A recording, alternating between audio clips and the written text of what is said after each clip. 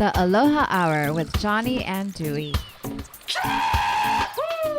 All right. So good to be back. So good to be back. And today we have a special guest.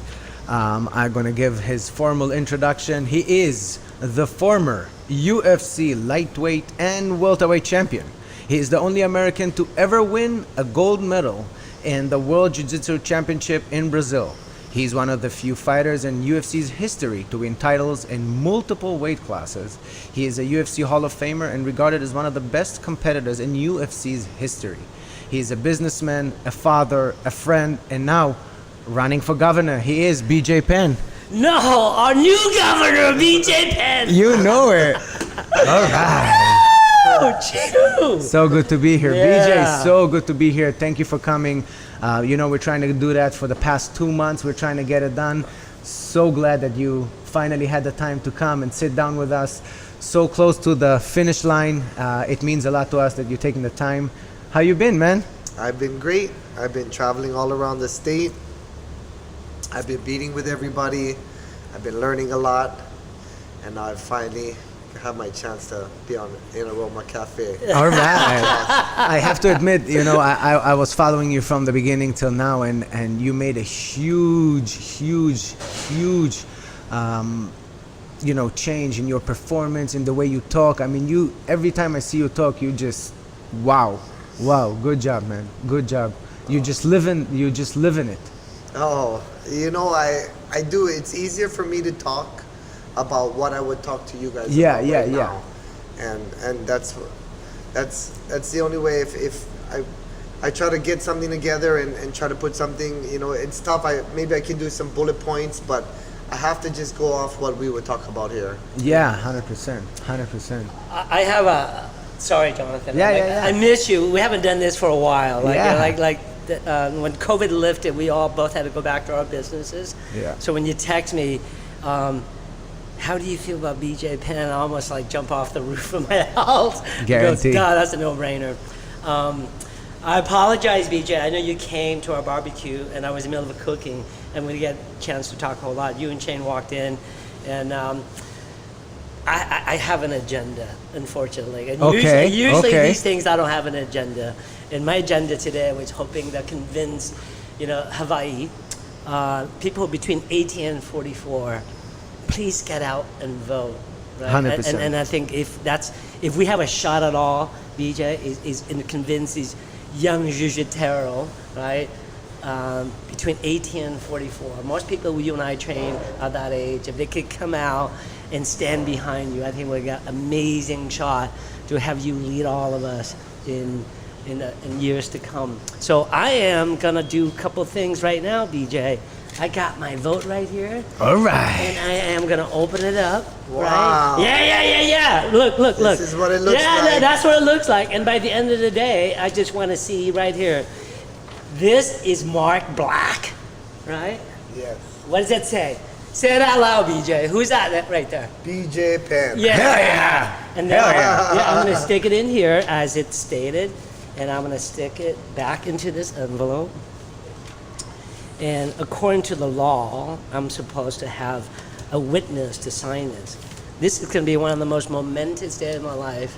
100%. I'm going to have you, Peach, if you can, please. Be the Sign witness. right Wow, there. what an honor. Yeah. And then, So I would I sign here. no, right here, Rod. Say witness right there. signature. Yeah, right Okay. there. That's it. Do I do it? Yeah, in right there. print or in No, just sign your name right Okay. there. Yeah. Yes! I There am. it is. Then I sign this I part. saw it happen. Yeah. And I'm going to stick this in the veil. Right And on. that's it. That's what's up, it? man. Yo. So Is my name on there that they will know that that's my spelling? J Penn. yeah, because I checked that little black box for Governor yes. BJ Penn. Yes. So, That anyways, is- that is a moment. Yeah, That is yeah. definitely yeah, a special Hey, moment. thank you for your trust. no way, That's 100%. a great honor. Yeah. And, very humbled to.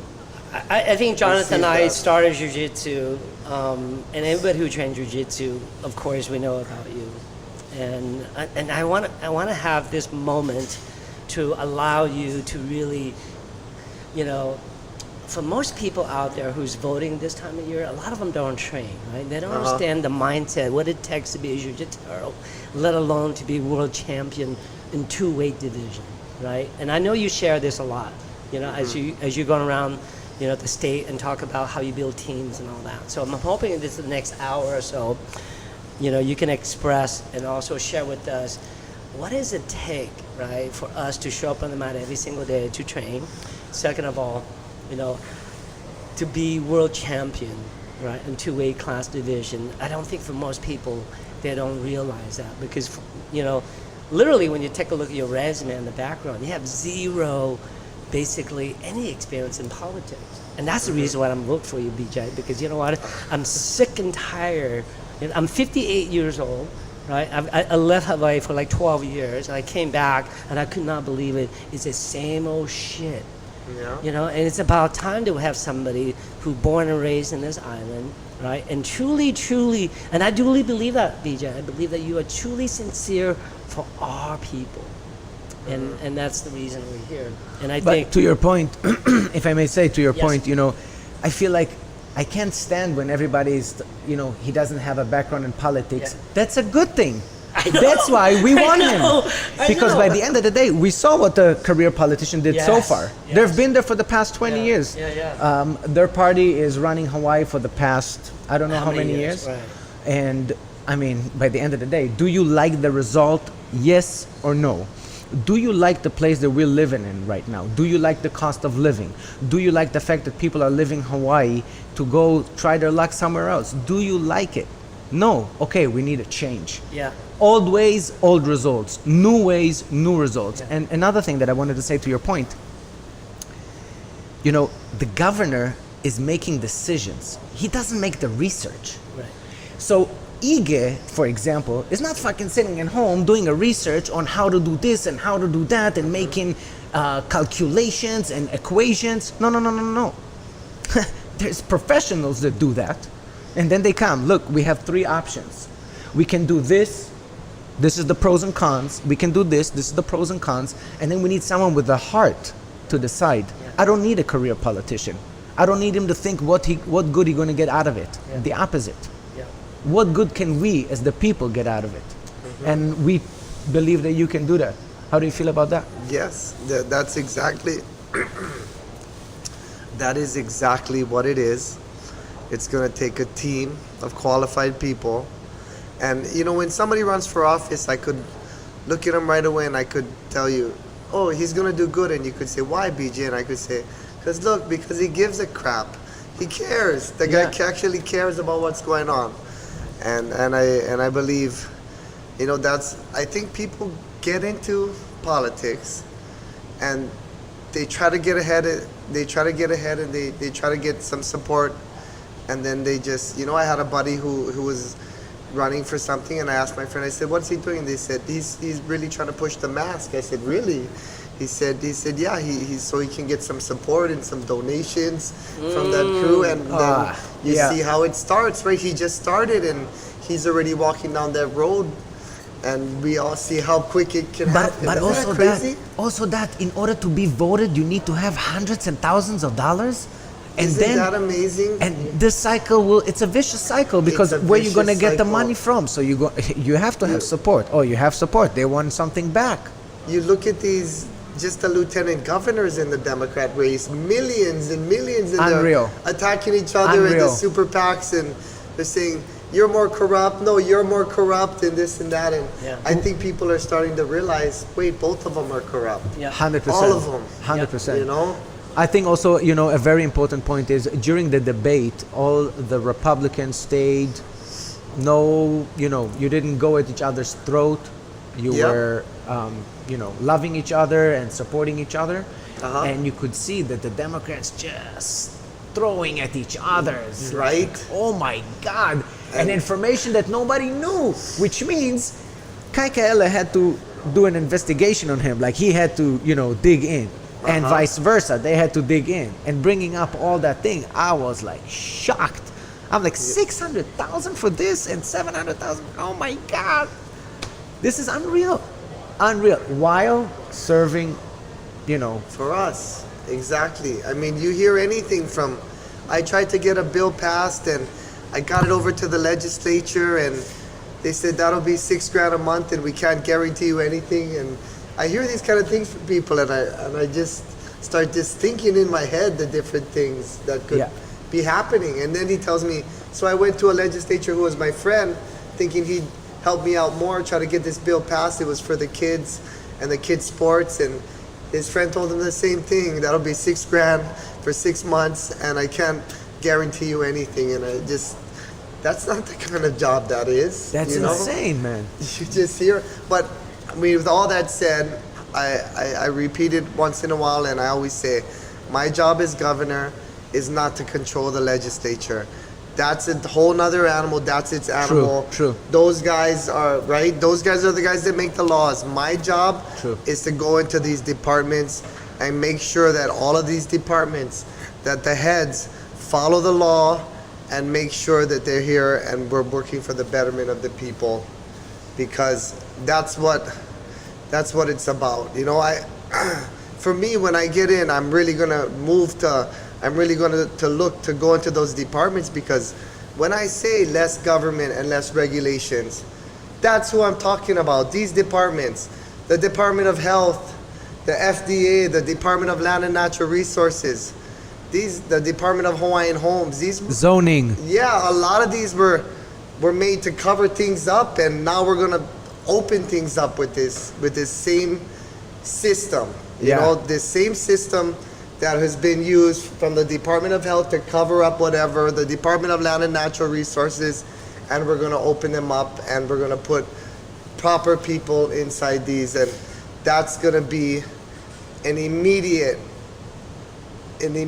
way to give us some relief on something, because everybody's hurting. And I've said it before, we don't even have time to think about the housing and all the different problems we got right now. Right now we're just looking at the gasoline and the food and how much someone's gonna buy for their kids. I gotta put this much gas to get to work, and I gotta put this much I gotta buy this much food to make sure my kids are okay. And I hope I can buy something sweet so they leave me alone. Right? They're just trying to put everything together, and it's really, the people are suffering, and it's really a time of concern. And people walk up to me all the time with tears in their eyes and just beg me and just say, BJ, you have to get in, you have to get in. And I'm 100% behind everybody, and I'm ready to do my best. So I know you've been asked that many, many times, but what kind of inspired you? What kind of motivated you? What is your motivation when you decided to run for governor? Because, I follow you on Instagram. You had a beautiful life. You're flying in and out, Cali, Hawaii, Hilo, town.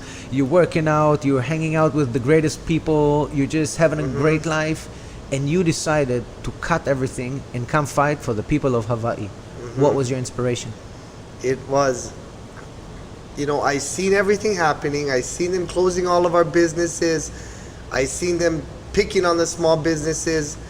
But I'm not a politician. I'm not gonna get involved with that. Just a jiu-jitsu guy, Of course, I wanted to go strangle a couple of them. but none of this. We'll follow you. none of this. We're stuff. white belts, but we'll follow you. and then I, It was that one thing that kind of made me look. It was that one where Kai Kahele was pushing that thing, and it came down to, why are you pushing this and what's going to happen. So just for our listeners and our viewers to understand, Kai Kahele was basically proposing to have almost like a passport, like a vaccine passport, that if you want to go in and out from Hawaii, you have to be vaccinated. If not, well, tough tables. Yeah, and that'll stick everybody will be stuck. I wouldn't be here, and that is the first time I thought about it. First I was just like, oh yeah, well, I'm just gonna go tell everybody. I'm gonna use my name recognition to let everybody know what's going on out there. And then the next day or two later I said, no, you know what, because it's hard for a fighter to go on such a different path and a different move, but I just thought, if there's anything I can do to help the people, it's the least I could do. These people have supported me my whole life. You can still see my businesses around town from the support I have from the people that supported me through my fights, through my whole career, through my whole life. And this is the least I can do. And I knew that we were going to come up against the Democrat machine, and I knew that it wasn't going to be easy. And I just said, let's go, whatever. What is tougher? Let's see what you got. What is more challenging, to train for a world title or to run for governor? You know what? Because you're in camp before the fight, and this is almost like the same name, campaign. You're like the camp of pain. You know, and it's really long and drawn out. My kids, they go back to school, so I had to come up here last week, and it was tough for me to leave them because, and the sister, she couldn't come up today. It just it does wear on you, but I do, you know. But you do it for the people. Yeah, and you just try to weigh it out. You're like, you know, I'm going to go here to help the people, and of course you're helping your kids at the same time. And whatever time you get to go back in and fit it in with the kids, of course you're going to do it as a father, you know. We all know how time flies, and no matter how much money we ever make, we can't buy back a second. Yeah.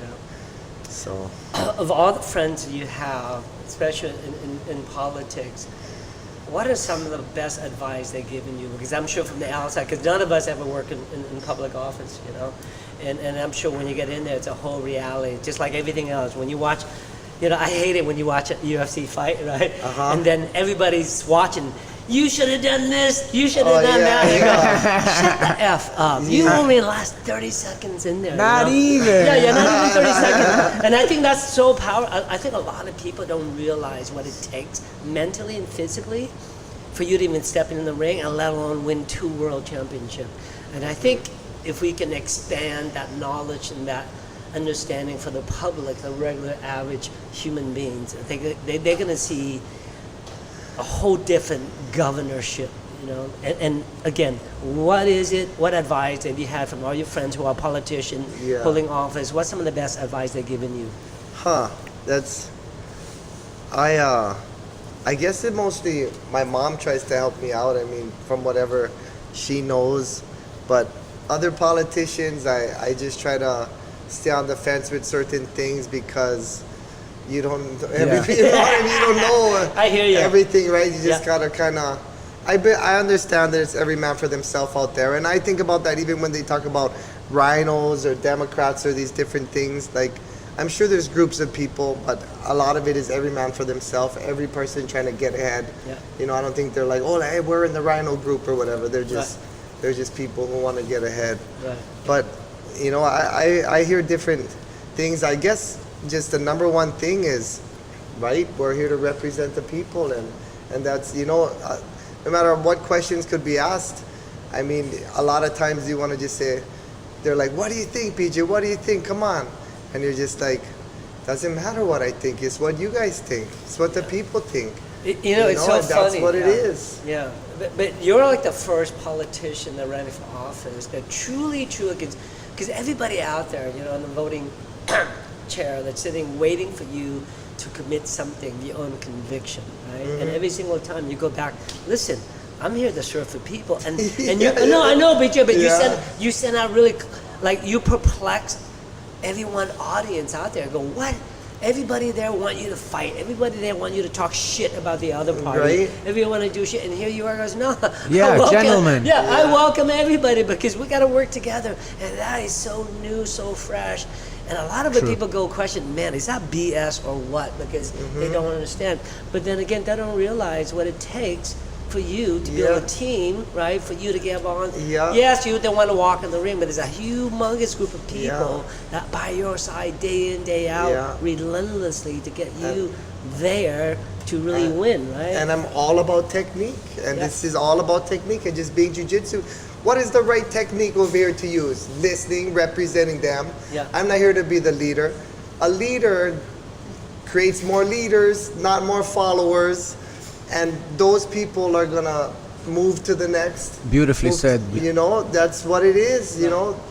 And those people are gonna move to the next generation. How do you change a generation, inspiring them? And I believe that's what it is. And, you know, I think about all these other different things from sports or, you know, whatever can inspire the kids, different, whatever it is, farming or tech, whatever has them, surfing or whatever they get into, that they, you know, I think of like, imagine the Olympics coming to Hawaii one day and some kid saying, you know, when the Olympics came, you know, my parents, we were homeless, we were in Aloha Beach Park, but when I heard the Olympics was coming, I knew I couldn't go watch, but I knew that day I was going to be the 100-meter world champion and no one was going to stop me. And, you know, when people, you know, oh, how did you get good at that?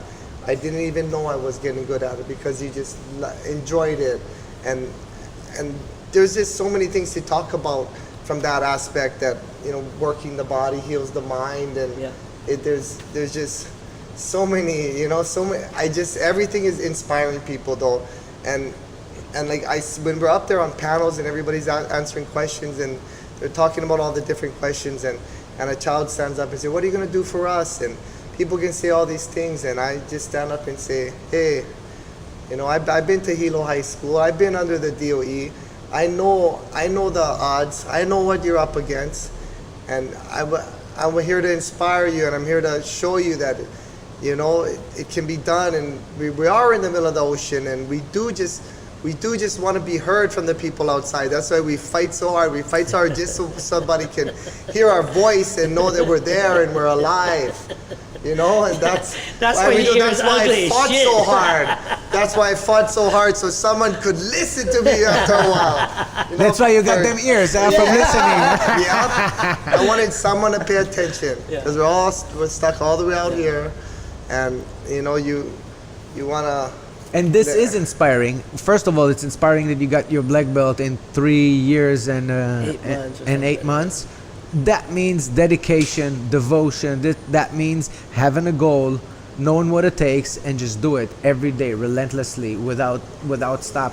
And this is what it takes. And you know what? That's kind of what me and Keiki and Lindsay have done it's almost like repeating the jiu-jitsu journey again. I mean, before the debate, they had me, they're like, in the morning, I'm like, what's this new schedule? I looked all busy. It was like, in the morning you have debate prep, in the night you have debate prep. In the morning and it really felt like a training. And by the time we went there, on the day we went there, they're like, you want to do debate prep today? And I'm like, because it was the day of the debate, and I kind of just felt like a real fight, and I'm just like, no, I'll just save it for tonight.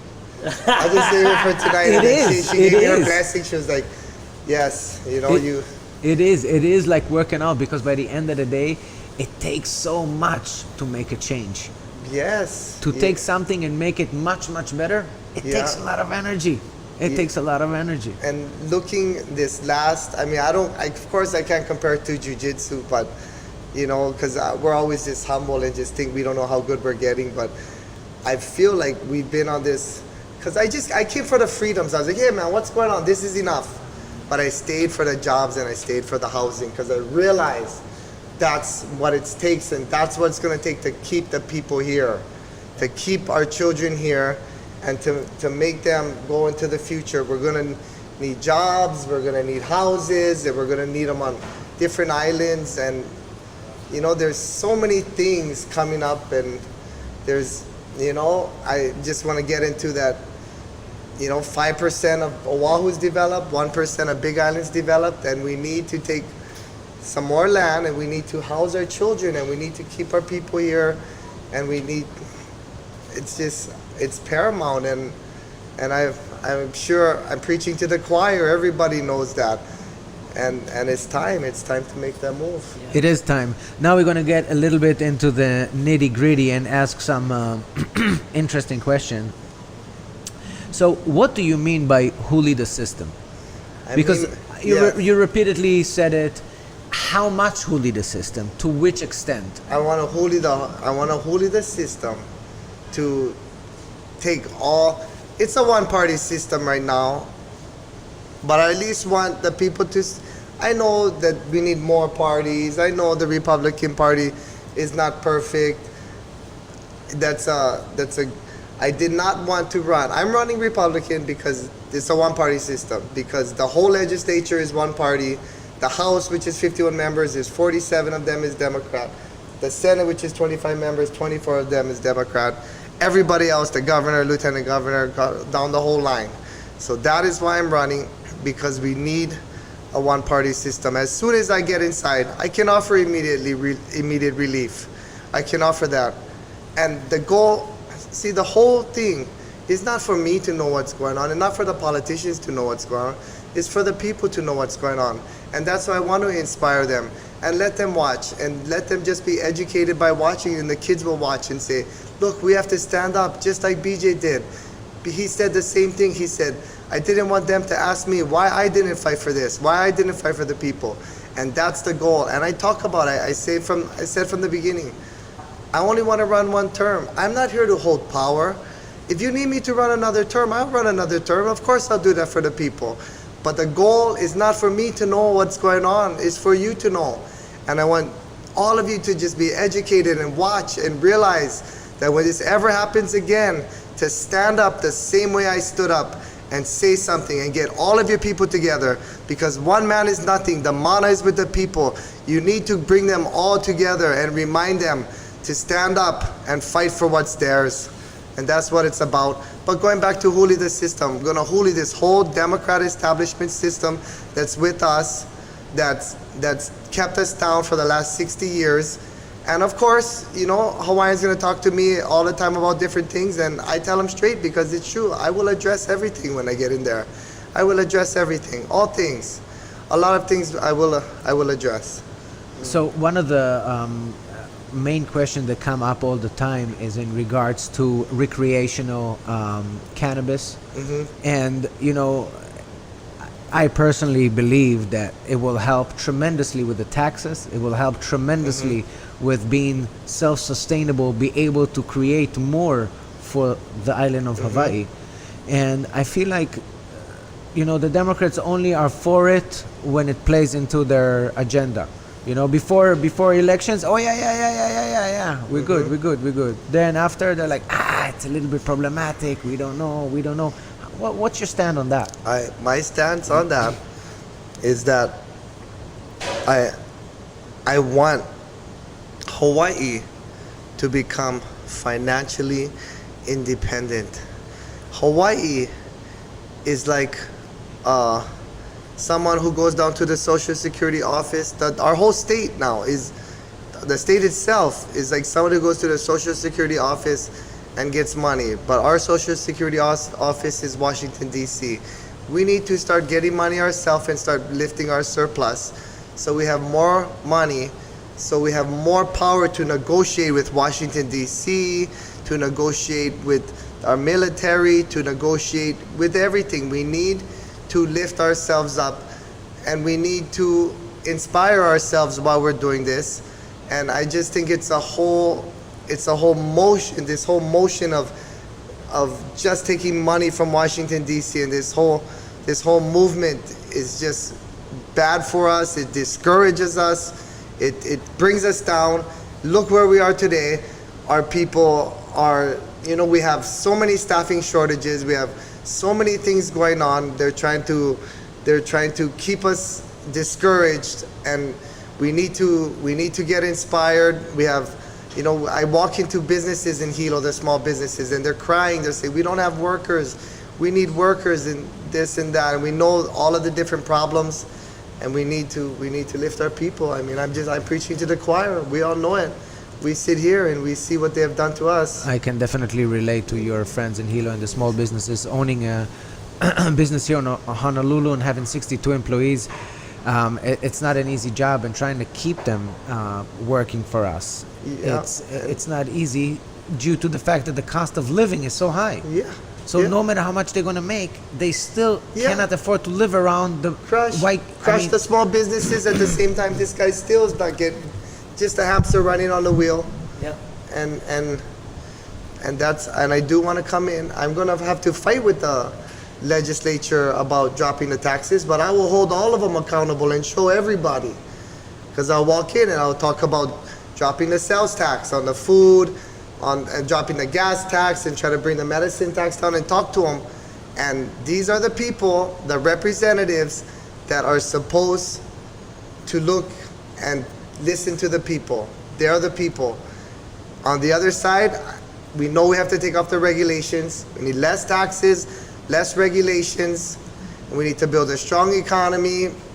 Our schools, we got to get better schools, and strong economy, schools, and safe communities. Amen. You know, that's what we gotta try to work for and push.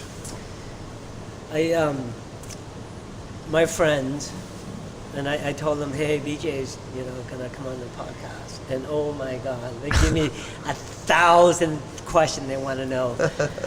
Unfortunately, all of them has to do with jiu-jitsu. They all kind of go, God, can you ask BJ Penn this, BJ, about our jiu-jitsu? My purpose really, I have a hidden agenda, BJ. I'm going to be honest and tell you now. I have two agendas. Number one, I want to really let the audience between 1944 know, what's it take to be BJ Penn? Because I think once they understand the tremendous amount of discipline, the hard work, and I swear, you don't have a great team until you treat your people right? Because you lose your team. And we all know that unless you have a great team, you're nobody. And I think that's something that most people don't understand, how hard it is. The people that's been with you since 2001 are still with you today. The same people are loyal to you. These that talk to you like all of us, right? So I really want to really kind of hopefully have you share that side of who you are, right? So let me ask you this. How has jiu-jitsu influenced you as a person, as a man, as a father sitting here today? Right? Number one. Number two, why is it that everyone that Jonathan and I met and Brett that's a world champion, whether it's, MMA or just jiu-jitsu, they're like the most kindest, humble human being. Help me explain that. Because I think you're so humble. It's the way you run your politics, the same thing. I'm not going to talk shit about everybody, and most people don't get that. But if you train jiu-jitsu, you get it, because there's nothing to prove. You fucking try to get in the ring with BJ for 30 seconds and see what you made out of. And that's the part people don't understand, BJ. And I don't want your humbleness misunderstood. I get you, because I'm telling you, for me, there is Duke Kahanamoku, and then after that his brother is. In our world, there's Egan and Ensign, and there's you and Max. So to me, I guess when it comes that's the league, and you're so freaking humble, and I think people misunderstood who you are. I think. Please, now's the time. No, well, you know what? I always say, my friends always laugh and say, when it comes to BJ, everything's fine until it's not. No, but I've learned just over the years that I just say it like nonchalantly, because people say, oh, why are you so nice and this and that. I just nonchalantly, and it's the answer, it's the truth though, is that I'm nice because I got beat up so much times in my life. I know what it's like to get beat up and go to the hospital in front of my parents or whatever kind of, different things that I've seen and experienced in my life.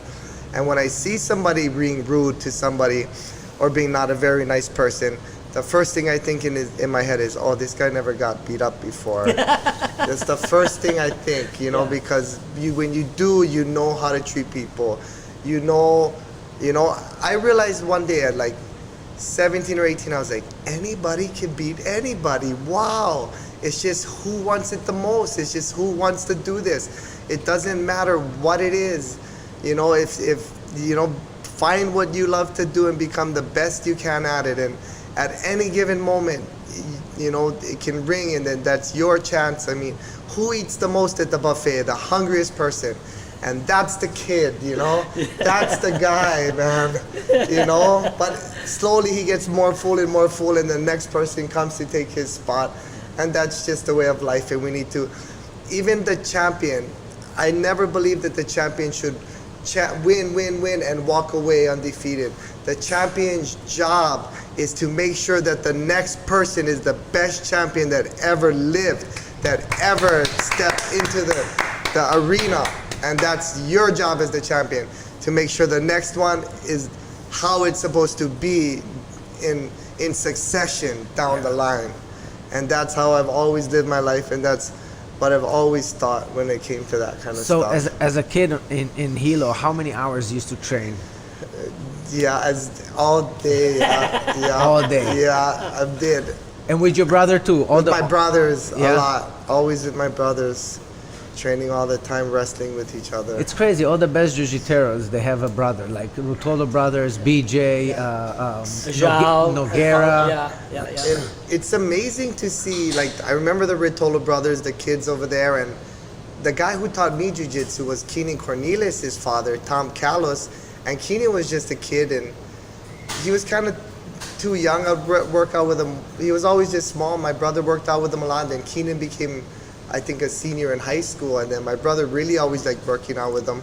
But when somebody gets good, and so good, like, I'm not gonna sit here and say I trained them. Just people get good, you know, and just on his own, it doesn't matter. Because I could have put all my time into somebody trying to train him, and then the guy over here, I wasn't putting as much time in. He's so much past what I was doing, and I just think it's, you know, it's love. So his dad, love is the answer. His dad lived in Hawaii? Love is the answer. He moved across from me, and he kept telling he would see us kids come that walk home from Hilo High School, and he would see us, and he told my father, he said, hey, have him come down and do some jiu-jitsu and wrestle around with us. And I saw UFC a couple times, but I didn't ever want to do it. I just saw it, and then I was like, no.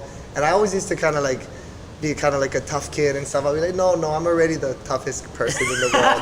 I'm already you know. And then finally my dad, well, he was a judo black belt, but finally he walks up to me and he says, BJ, this guy won't leave me alone. He keeps asking me, it was Keenan's father.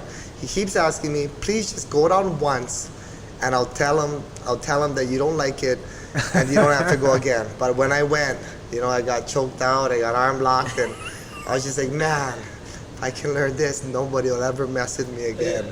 And then it just, you got addicted. Beautiful. And like, I think about every different thing in my life that, you know, they say jiu-jitsu got popular, got famous in Brazil because of the idea, you know, like the typical thing, like the jiu-jitsu fighter walk, well, how much is it to get inside the party? $1. So then they'll go jump over, you know, they'll still just try to sneak in. It's only $1, you know, and that's jiu-jitsu. That's jiu-jitsu for you, right? Trying to sneak our move in. But it's a whole mindset, it's everything, and I 100% gonna use it a lot in my journey for this fight, because it's just it's basically the whole Art of War book, right? And it's, if somebody would ask us, here, show me what you know of jiu-jitsu, I mean, we could show them so many moves. It's a different language at that point, you know. We could speak in jiu-jitsu at that point. Totally.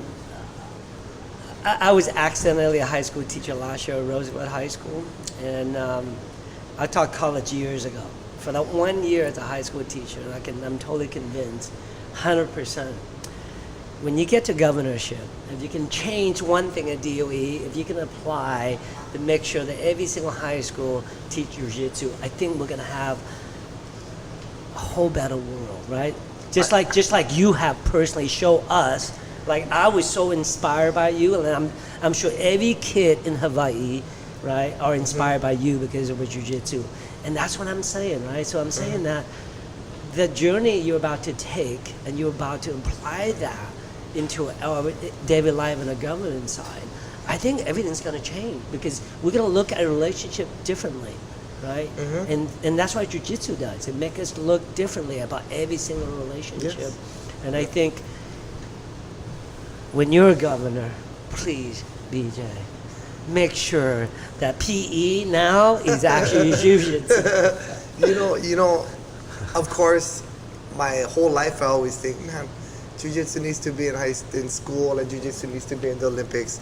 And then actually coming to running for governor, I haven't had enough time to think about that thought, because I'm so focused on these other thoughts and everything, and focused on the the concepts and ideas of, of our rights, and fighting for our rights when it's popular is one thing, but fighting for our rights when it's unpopular is what it's really supposed to be. And I think about all those things that I don't get to think about jiu-jitsu as much as I would think, because it is my whole life, but always as a kid, or just always in my life, I wanted to get it in the high schools. I always would wonder, like, man, what if we could get this in? But as a governor, yes, I will look into that, and I will support that 100%. Jiu-jitsu is a beautiful thing. We are good at mixed martial arts. We are good at jiu-jitsu. Don't hide from these things. When I was competing and became a world champion, Hawaii actually had more medals than the mainland did at that time. Like, it was like Brazil, Hawaii, and then the mainland number 3. So we always taken a liking to it. We've always been comfortable to it, and we love it. And I believe that's a good thing for us. And yes, I will try to put that. Yes, I will put that in. Yeah. And maybe jiu-jitsu is definitely a good thing to add to the curriculum. Yep. However, paying the teachers a little bit more, I think, is first and foremost more important, because as a teacher, you shared with us that you made less than $40,000 a year. 37,600. So let me ask you this: Yeah. 37 divided by 12 months, you're talking about less than 3,000 a month. Yeah, so I know my paycheck was 1,100 every 2 weeks. Oh my yeah, God! So that's how much. So let me ask you this: how come how can you attract a good teacher? Tell him, yo, come to teach our kids. Oh, but we're not going to pay you enough to live here. Yeah. What do you mean by that? Yeah. We're going to give you money, but it's not going to be enough to live here. Yeah. So how do you want me to come here? We don't know. Yeah, that's definitely a big issue. The second issue, for sure, we have to make sure pay so that actually young teacher can have living wages, right? It's the same thing you were saying 100%. earlier.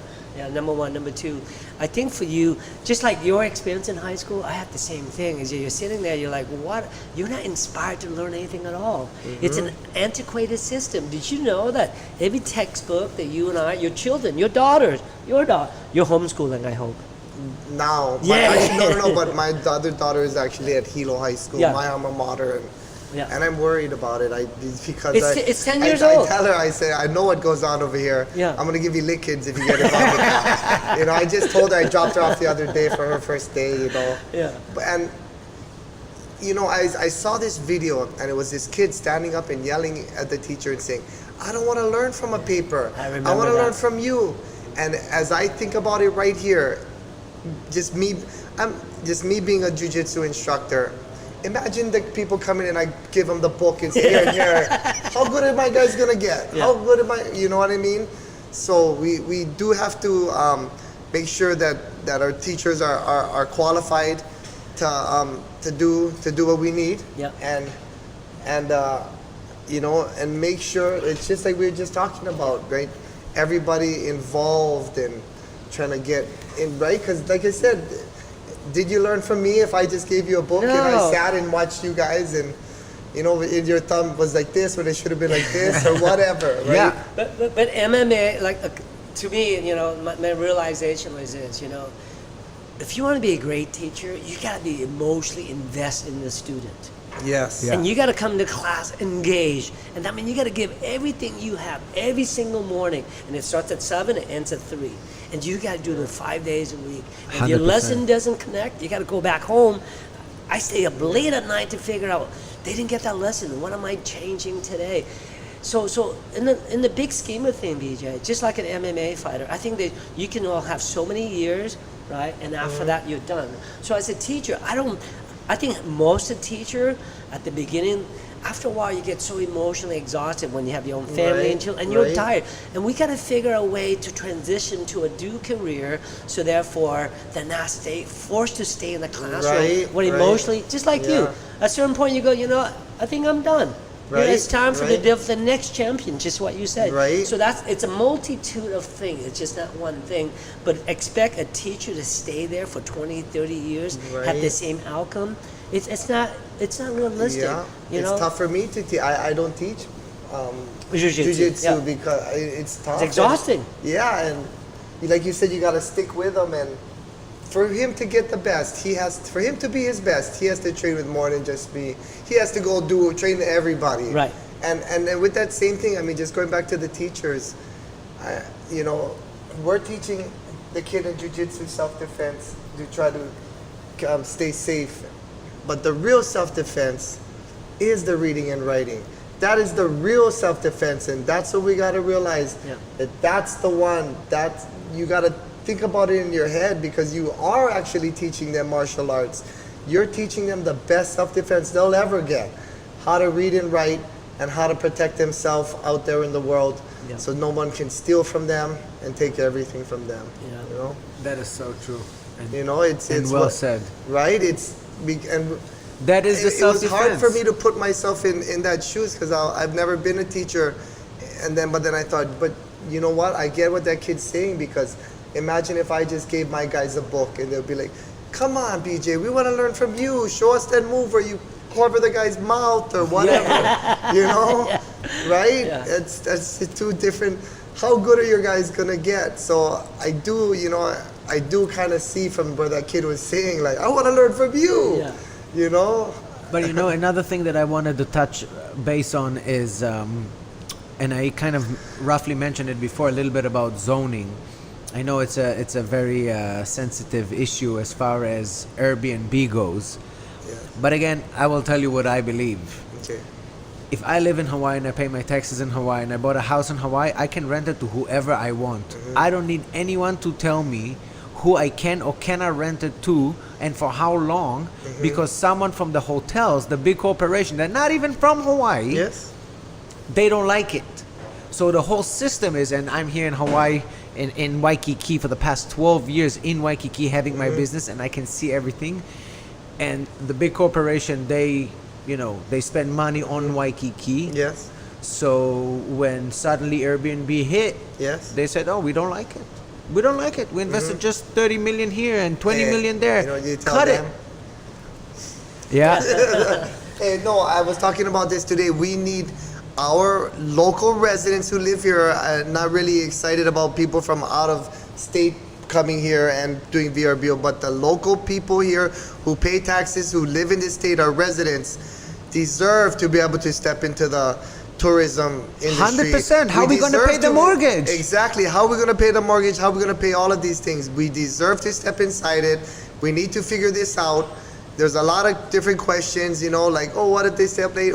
We'll figure out if they need security, how we got to do different things. But we have to start thinking about something for our people to get involved with the tourism industry. Right now, the big companies come in, the tourists come in, and all the people just get the scraps. We just get the small little scraps on the 100%. bottom. 100%. It's our turn.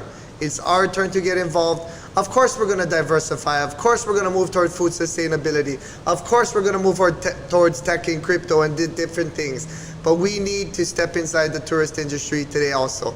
And people talk to me about, oh, the tourist footprint and this and that. We want less tourists, pay more. A lot of stuff is case-by-case basis, because Hawaii Big Island has towns that will disappear if you take the tourism away. There's towns that will literally 100%. disappear right off the map. So I always said I'll malama the aina and aloha the aina like a native Hawaiian, but we're not going to get involved with these green things, with all this different stuff, with all this stuff to crush our businesses.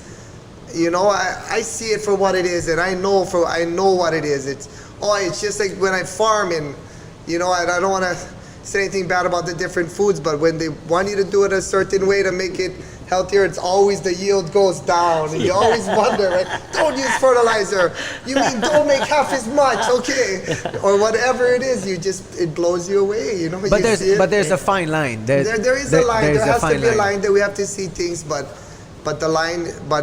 one side we do have, like, it's like these guys, oh, we did great, not that many people, we had the least people who passed away in the COVID, and then but then we see different things that, oh no, you're the same as per capita as Florida or different places who were open. But when you look at those things and you think, wait, you see the articles, wait, more businesses closed and remain closed than anywhere in the country, and you want to look at them and go, you call that a win? You call that a victory? Crush the whole economy? COVID didn't do that. Bad leadership did that. 100%. Crushed the whole thing. And we all know, you call that a victory? Be embarrassed of yourself. 100%. You know? People lost their asses, especially in Hawaii. Hawaii was locked down. If you would see Waikiki for the 5 months or 6 months when everything was locked down, only crazies on the street. People talking to themselves. It was empty. Only crazies on the street. What now? Yeah, that's not what this place is about. But I think what you said earlier, BJ, under your leadership, what I love is, hey, just make it transparent and honest, right? So that's the problem. The problem was the public didn't see all the data, right? So it's all driven by fear again, right? So Yeah. the moment you present the data, look at the data, Hawaii compared to the rest of the state, gee Louise, then everybody be well informed, go, hey guys, we're like the least. We're Yeah. like the safest state almost, you know, like too safe almost. Yeah. And you go two way the other way, then you're gonna lose business. You come around this side. You come back around this side. So that's what I love about what you're saying. Hey, look, just make it transparent for the people, and you guys decide. That's the only way. Yeah. But if you know it's what I mean? transparent, they cannot steal money, Dewey. Yeah, Yeah, but that's what Hey, that's why I'm loving you. A relationship can't work without trust. A business can't work without trust. Yeah, but- Nothing. Your guys' thing here can't. Your guys' podcast can't work without trust. 100%. It's what it is. Yeah, but I think what I love about you, BJ, you cannot be bought because financially, I'm sure. I mean, I read, you know, you're worth more than the 1 million. So that's what I love about you is like, listen, I ain't gonna be bullied. I ain't gonna be bought. Man, Yeah, and that's what I love. and So therefore, you know you're what? not. Like, people tell me, oh, don't mention it, but I say, no, I am volunteering, and I could use the money. I'm not a billionaire, but you know what else? Also, I would pay the money out of my pocket to pull the trigger on these Yeah. guys. 100%. You know what I mean? You know, and then that's why I say, you know, why at first I was saying I'm only gonna do this. I'm gonna do this for free. I'm gonna do this just for one term. You know, they said, why one term? Because I'm not here to hold up. I'm not here for the office. I'm here for the people. I'm here for our freedom. I'm here just to say what needs to be said, and I'm here for the kids to watch. You're here to when set I'm things gone, straight. Yes, and You when create a I'm role gone, model, Yes. basically. I see you as a create a role model for the next champion, as you and said. they come up and they go, look, just like him, stand up, same thing. Look, hey, they crushed him. They went after his businesses. They still talk about him. They still, you know, but look, it was all worth it. It was all worth it. And I'm sure a lot of people try to convince you to not run for governor because they Yes. know that you might actually win it, You and we know? believe you will. And they thought it was a joke at first. They thought I would just walk away. Yeah. But I'm not going anywhere. No, hell no. They thought it was just a bullet joke, you know what I mean? And you know what is funny? In Waipio Valley, one of the properties that I have was Bula Ia's old property. And my friend tells me, and we're all white, like taro patches and stuff, and my friend tells me, it wasn't, I think it was the property is why you ran for governor. Oh man. But yeah, our hand was forced. Okay. Everybody is pushing to this. Yeah. We all know, Yeah. you know? But I saw you have a good relationship with Heidi from the Republicans. You guys are really, really like good friends, and it looks like you guys Yes, I like understand her. it. I like her. I like her. I like Heidi. I saw a lot of Yeah. videos of her actually fighting for us and all kinds of different meetings Yeah, and stuff. yeah, I like her. That's why I feel like you guys go, you know, like Right? Yeah. We can. I never had a bad conversation with her. Yeah. She cares. No, she cares. She cares. Yeah, I like your guys' do. combination. As for me, when you put a black belt on your waist and you step on the mat, automatically I assume you have the most honor and integrity, 'cause that's what it is in Jiu-Jitsu, right? And that's the only sports that we know that's going to take you 10 years to get a belt, unlike any other sports. So for me, I don't even question your integrity or your honor, none whatsoever. But I do question the rest of politicians, 100%. integrity and honor. So for me, it was a no-brainer, BJ. I go, Right? "Rock." Fighting is honest. Yeah, yeah, You're not yeah. gonna get more honest in Yeah, a fight. Yeah, you know, Right? and then You're not gonna get, we both know what happened in the fight. and Exactly. We both love each other because of that. Yeah. because only only us know what that was. Like that's why me and Matt Hughes best friends. Yeah. You know, me and Frankie Edgar best friends. We just all because we share Those that time. moments are real. And even kids that I got into like little fights with it. We love each other when we see each other. And Have you answered that question within yourself, BJ? Which one? Why is it that in jiu-jitsu, no matter who you meet across the world, that when is you it- go yeah. to pass, they show you that. We're gonna talk about it. Yeah. You know, it's like your instant. It's an instant connection, right? That's number one. Number two, and it was like we spent the next 6 minutes trying to kill each other, and at the end, we're the most loving. Like me and him, like afterward, we're like the closest. Like, thank you very much. And that's what most people don't realize, that, from that perception that, MMA guy, tough guy, all he wants to do is scrap. That's not true, right? Every one of you met, like, is world champion, like the most, like, I haven't met somebody who's the most loving. Like, we have Marcelo Garcia, he's like, oh my God, he's like Buddha, Like, Yeah, because he and can kick everybody's ass. Yeah, I guess. No need to act. Yeah, maybe that's why. No need to act. Yeah. Maybe It's that's true. why. It's like you have nothing left to prove.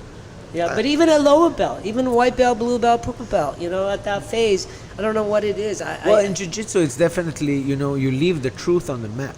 Yeah, you can tell I person. love that. Yeah. Hey, that's a good one on the wall. Yeah. Leave the truth on the mat. Yeah. Right. But and one this- role you can tell the person character right away. True or not true? Yeah. 100% you can tell them right away. Yeah. But that's why we need a jiu-jitero to take us to the next level here in Hawaii. Well, I think what I love about this whole conversation, what I love about, hey, listen, I think what you said earlier is so powerful. I don't think you realize true champion build other champions, right? Because you recognize my time is done, and my job now is to build the next champion better than me, and that's something. Imagine a governorship do that every single time. We wouldn't have the condition of our state where it is today 100%. if we have that mindset.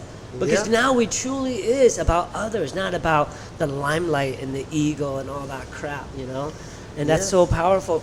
You mentioned something in Joe Rogan's podcast that I think you need to kind of elaborate for the audience. It was like, when the moment you get to the championship, subconsciously you're addicted to that title, that winning, that fame, right? Mm-hmm. How are you dealing with it now? Uh-huh. And unfortunately, BJ, when you win, Mm-hmm. again, you're going to be attached to that governorship again, right? So have you kind of figured it out in your MMA life, so hey, when I'm ready to walk away from my 4 years as governor, I think I'm better equipped to walk away. Like how have you? You know what? It was so hard to walk away from the attention and the attention of fighting and the routine that I was used to for 20 years and my identity and all of those things, and it took a while, and I never thought I would get rid of that, but as I just sit here on a new battle and a new journey, that I never walked into this journey thinking this will get me out of my old journey, but on the way of this journey, I let my old journey go, I guess. Mm-hmm. And I think about it, it's still there. I remember when I was walking off the stage of the debate and I was like, hey, I didn't know how it went. I didn't know. I was like, and people were like, oh, you did good. And I was walking out and everybody was still trying to process it. And I was like, well, at least I don't have to go get stitches. It was, it wasn't too bad in that sense.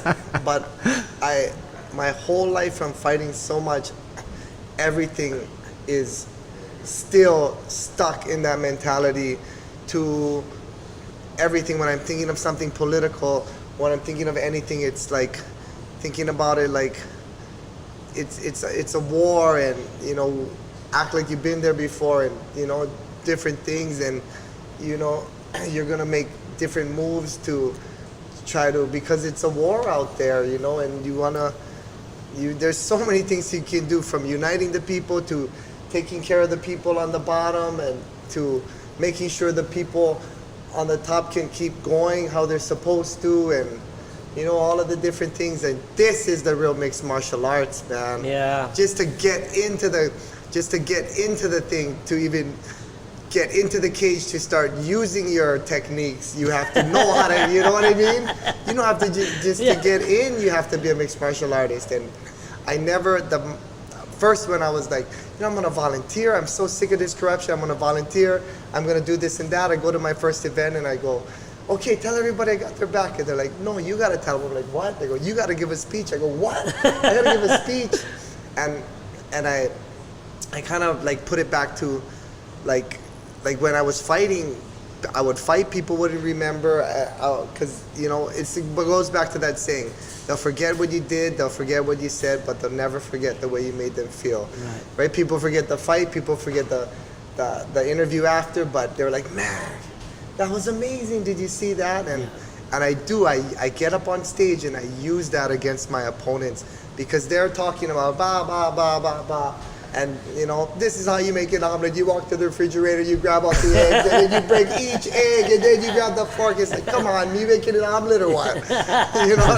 You know, and that's how it feels. You know, like, and they're talking or whatever. And when they were like, "Do you want to ask a question?" I always laugh to myself, because I'm like, "Yeah, you know, I should have said, you know, I don't want to ask Duke. I want to ask the audience. Does anybody in the audience know what the hell these people are talking about? Huh? Does it even sound like English to you guys? Huh? But that's what I want to tell them. Let me tell you what they're talking about. They're talking about the land use department. All they're talking about is zoning, residential, commercial, agriculture. That's all they're talking about. But it's not for me to know. It's for you guys to know. The whole thing is for you guys to know. It has nothing to do with these people. None of them. You know, don't trust. It's you guys. You guys are the key. The mana is with the people. And we know. Well, we're supposed to be steward and the servant of the people as politicians, right? Yes. As a public servant. But unfortunately, that's lost along the way somehow. Hence, we have the society we have today. I love the fact you're making it cool again. You're making it posh again. And I can't fucking wait, bro. I never thought about that, but that would be cool. No, seriously. I thought about that. Like, why aren't the politicians, like, they look at them like Michael Jordan, and they look at them like Ronaldo. And you know why? Because these guys are corrupt. Yeah. They're looking out for themselves, and they're making, and is it, hey, it's just a little bit corrupt. It's just a little, small, just kind. small. Just small, just do this, it's just small. Right? Is it that how are you gonna hear it? You know what I mean? You wonder, right? No, just a little, no, it's not They something convince big. themselves that it's just small kind. Yeah, Doesn't hurt anyone. That's all you can think, right? And then it goes more. You have a black belt around your waist. That would never happen. You know, you have a beautiful daughter. I would like to know a couple of things. This might be a little sensitive, given what's happening, the recent passing of your father. Fast forward, you're 89, right? And you're about, you have a couple hours left to live. What would some of the advice, some of the wisdom you want to bestow your two beautiful daughters? Good question. Listen, Good question. I've been here, I've done that. Let's say you achieve everything you can already in MMA, and I'm dumb and foolish. You're going to be our governor. And looking back, what's some of the wisdom and advice you'll give your daughter as a grown woman? You know, you were asking earlier, you said, what's it like being BJ Penn? And first thing I thought was not what it's like, because such highs and such lows at different times, even though it all worked out for me to deal with different people. But I would have to say, of course, all the other things of helping other people, but I would have to say, I mean, looking back, the only thing is to never stop and never give up, because here we are today going because I never gave up about something. And as the true test of a man, to wake up every day and hold his head up, knowing that he's not perfect and knowing that he's made mistakes, and just walk outside confident and looking around with your head and just to know your self-esteem and to know all those things. I think that is one of the most important things. And I would tell my kids, I would say, I do it on my post and stuff, because I don't really speak like that, but I would say if maybe at a moment like that, I would use a word like forward, always forward. And never stop. You just never stop. Even if you have one leg, no leg, right? You just keep going. And here we are today because we never stop. And you know how many people said, "You cannot be governor, are you crazy?" And I gotta just look and think, I forgive you, you're just saying that because you can't be governor. Again, with compassion. With compassion. With compassion. Yeah. On the adverse side, BJ, like all those years, you know, like, oh my God, I can't imagine the people you met from all over the world with some of the best advice, you know, that bestowed upon you that still today, it's in the back of your mind, it's in your forehead, and it's like, I'm gonna rethink about that, because that stuck to you so hard. Right. You know, it's almost like a tattoo. What would that be? 2 arms in or 2 arms out?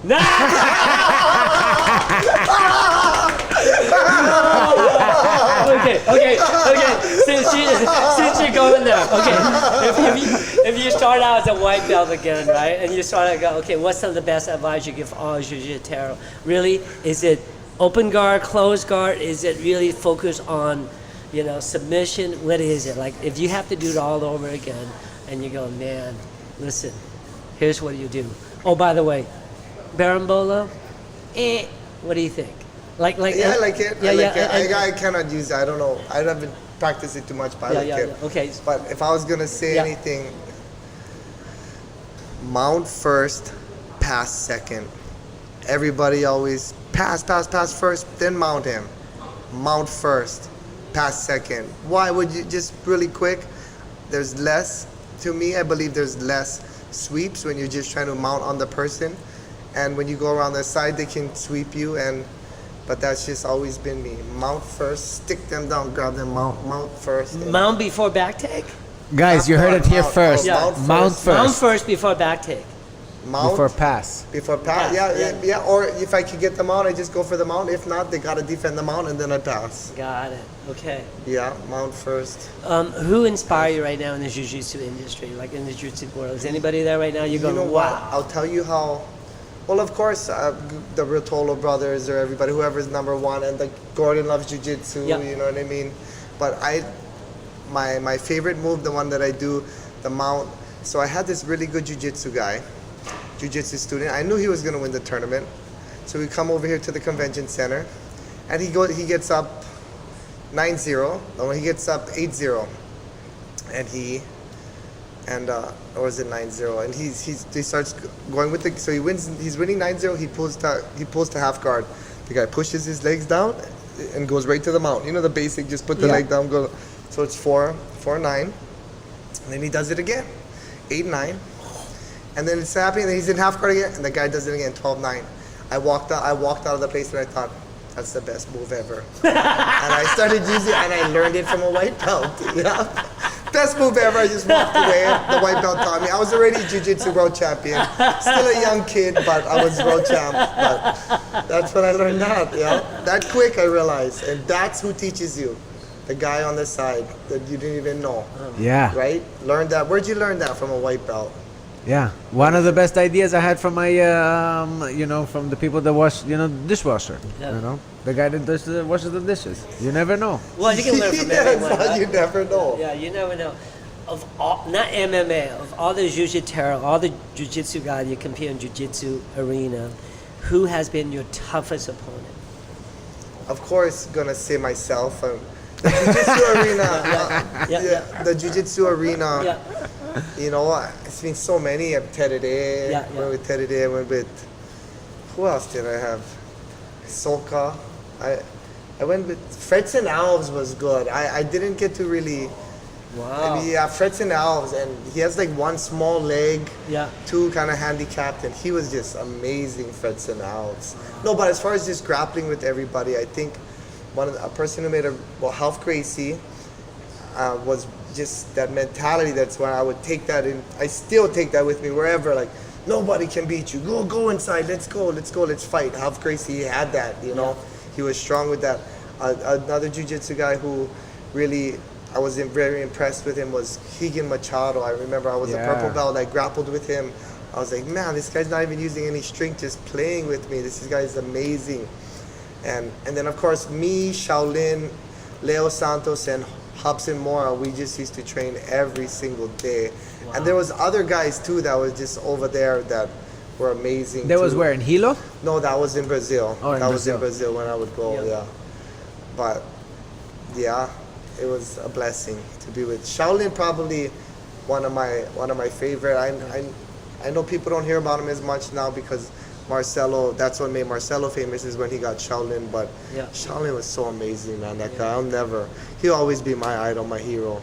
Kick my ass every freaking Shaolin. Did you get to meet Marcelo when he came here? I did. I thought he was opening a gym here or something. Well, he moved here. He lives here. Okay. I'm not sure about the gym, but he's here. Is he opening? That's awesome. That's awesome. a rumor. Oh, he does opening in gym? No, that's a rumor. I haven't. Okay. Yeah, I haven't confirmed. Oh. Yeah. Maybe we'll get Marcelo. I cannot confirm or deny. Yeah, I can't confirm or deny. Any lasting words, BJ? I think it's been, I don't know, it's like a dream come true for me and for you sitting here. Like I say, I mean, there's Duke, his brother is, and there's you, and I mean, I just always just think of the stuff that I heard in my life and different things. And you said any lasting words, and I was gonna be like, who you are on the mat is who you are in life. Hey, that's heavy. That's good. No, it's good. Because we always would say who you are in the ring is who you are in life, and that is. Yeah. You know, I love all those, like, you don't have to be great to start, but you gotta start to be great. Yeah. That stuff, you know, I love it. I love it. You know, it definitely pushed me through everything and all those little one-liners. I think we definitely need an athlete attitude to turn things around in Hawaii. Yeah, I think you need a champion. By the end of the day, you take a look at every single one that sits in office. Really, what have they accomplished? What suffering have they truly overcome to be deserve where they are? Right? And Punahou, Iolani grad, and you had, no. You know what? I do, and I'm at, because Penn Hawaii Youth Foundation, we've been doing that forever, and when I go into the Caol Uno Correctional Center, and it's a real jail, like they really lock the kids up, and they're in there, and when people could be talking to them, but when I get the kids over there and I go, hey, one day you could be holding a championship belt above your head, the next day you could be sitting with your hands behind your back and handcuffed sitting in a jail cell. I look at them and go, but I ain't ever gonna quit. You never quit. You never stay down. They look at me. They know. They start looking and they listen because they know I seen it. They know, you know. Never give up. Never. They know. Once I talk to them and we make that connection, the kids just start looking at me, and that's why I want to be like, what, you guys want to do a debate? How about we go down there and see who can inspire this kid? That's the real debate. Why are we talking about this? We're gonna have teams to be doing all this stuff. You know what I mean? If you don't have a team, you're crazy. Who's gonna know this all themselves? Let's go down there to the Caol Uno Correctional Center, talk to the kids, and let's see who can relate. You know, that stuff, that's what ties me to this struggle. That's what ties me to seeing all of this stuff, you know? We're over there talking about the DOE up there, and I realized, hey, I'm the only one that's been on the DOE. You know what I mean? You know what, we're up on the stage, I just put it all to the, wait, am I the only guy here that's been under the DOE? I'm gonna start talking about it. Let me say it, you know? I always felt deep in my heart, great leaders inspire, and great leaders create hope and bring the best out of them. They never thought they could be somebody, and the great leader, that's what they do. And I think that's what it's all about, and I think that's what you're gonna bring to the table. And to me, I don't know, I'm freaking 58, and I am hopeful than ever. Because I think, if you do what you do in your life, and you do, and I know you're going to do everything you're going to say, because that's who you are. We're going to see a whole new society. You're going to give hope for younger generation to get in politics so we can change the world and change our community. Right? And then that's And our we hero. need somebody, but we can't. No one that I know, young, they don't even register to vote. That's what Right. I'm saying. 18 and 45 right now, please register to vote. If you're gonna go out, hold sign, BJ Penn for governor, you're not registered to vote. F you. Stop. Register to vote. Yeah. Do what I'm doing. It Hey. takes 1 second. You fill it in, you sign it, you send it in, and it's in. That's how easy it is, and we can make a difference. Yup. And I want the younger generation to believe they can make a difference. That's what you bring to the table. And if somebody's going to go out there and run for office, if you're going to run for office to screw over the people, leave now, go. We don't need you over here to do this. We need people to represent the people. We need someone looking out for the people. Our politicians should be a celebrity like anyone else because they've treated the people so good. The people are, there's the governor. Yeah. Yes. There's the congressman. Look at him. There he goes. He would never quarantine us. I love that man. You know, that's what it should be. You know, that's where we have to change. Well, you're things. gonna bring stewardship back to be cool. You're gonna bring servanthood back to be cool. You're gonna bring leadership back to be cool, and that's what it is. That's what it is. And, bro, I'm all in, so I'm already. Yeah. I'm All all right, in, you so- heard it here first. so- BJ Penn I bringing know. the aloha. A lot of people are gonna hate me from this podcast because I have a lot of people who's like, yeah, they're No, gonna, no, yeah. hey, But it's everybody, okay. everybody. It's all right. Don't believe what they say. We're all in the center. We just want good jobs and our kids to be taken care of. Don't believe everything else. We're all the same. We're all united. We all love each other. And that's just a fact. Yeah. All right. Amen. I love you. I'm gonna tell you that right now. I love you, boss. I love you. Yes, sir. Guys, thank you I'm very all much in. for tuning in. That was the Aloha Hour with Johny and Dewey and BJ Penn. Thank you very much. See you the next time. We're out. Aloha. Aloha. All right. Yeah. All right.